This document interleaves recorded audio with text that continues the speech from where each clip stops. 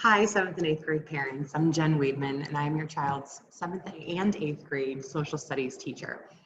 I am doing 7th and 8th grade together because my classes are very similar. It's just the content that is different, so I thought I would just lump it into one video to make it easy on myself.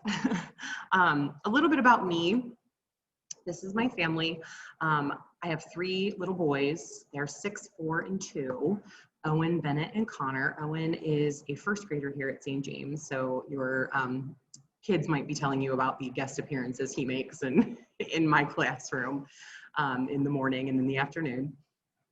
So that is my family. I've been teaching this is my 15th year teaching, and this is my 7th year at St. James. So I absolutely love it here.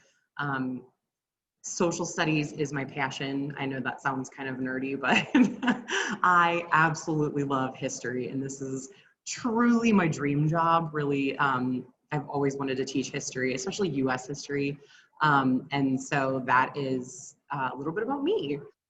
So getting to the classes, in 7th grade, we start with ancient Greece. It's pretty much right where right where the kids left off in 6th grade.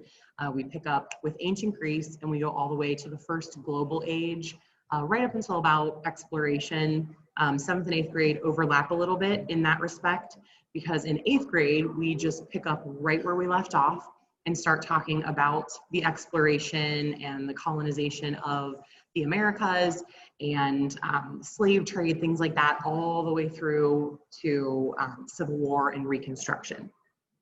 So that is our curriculum for the year. A little bit about just my procedures and things. Plus Portals is truly used for grades only. The only thing you're going to find from junior high is grades. That's our grade book. Everything else is in Google Classroom. The link for the online textbook is in Google Classroom.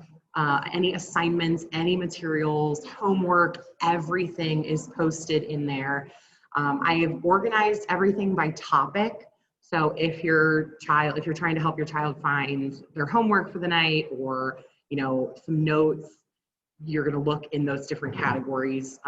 Notes would be under whatever chapter we're in, and homework is going to be in the homework category. Everything is organized that way. And everything is dated. I'm making sure, because I have students kind of all over the place, whether they're at home or here, in doing different things at different times, I'm dating everything as much as possible. So the date that it's assigned, the date that it's due, whatever, however I can do it, I'm trying to be as organized in Google Classroom as possible for the kids, so that they're not totally lost when trying to find their work. If your child is absent, please, please, please remind them to check Google Classroom. And if you are an online learner, or if you are quarantined, unfortunately, for whatever reason, I have an additional Google Doc that I share with those students. So I can kind of add the explanations that I would have given in class about anything. So I'm just kind of adding that into that shared doc. So I share it with whoever needs it at the time. And just kind of a random here, missing work is a card mark for every day that it's missing. However, this is something that the kids always kind of seem to forget, is that late work is always, always, always accepted in my classroom. I will take it until the day before my grades are due for the trimester. So I would rather them do the work than just not do it at all. So if it's missing work, I absolutely will accept that. 2 weeks, 2 months, however long, I will accept it. So it's never too late, unless it's the next trimester, then obviously it's too late because it's already gone on the report card.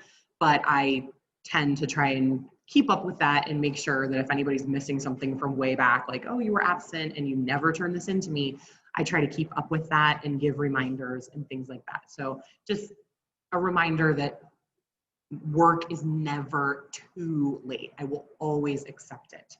So just keep that in mind, and don't let your student tell you otherwise.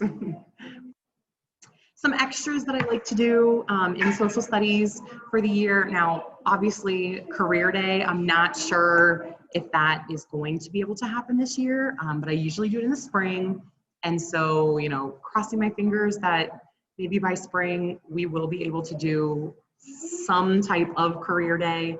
I'm really hoping, because that is my favorite day of the year. So keep that just in the back burner if you have a great career that you want to share with our kids. So hopefully that can happen. This year is an election year, big year. We will do, the 7th and 8th graders will run a school-wide election. No, we're not voting for the presidents. That tends to get a little too ugly, but we will vote for something along the lines of like an out of uniform day versus no homework night, that kind of thing. And then the whole school votes, and we actually get to do whatever the winner was.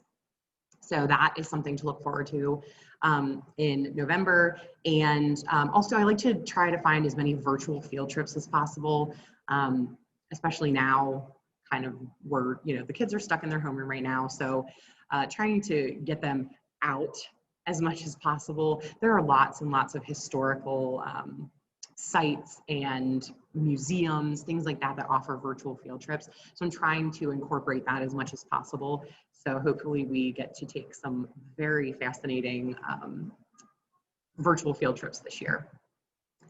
I think that's everything that I have to say. If you have any questions ever, please do not hesitate to email me. Just remember there's 2 N's in Waidmann. That tends to be the problem when I don't receive emails. It's because parents or students didn't put that extra N on J. Waidmann. So just remember there's 2 N's, but emailing me is the best way to get a hold of me, because my computer is with me all day long and I can see it and then get back to you as soon as I possibly can.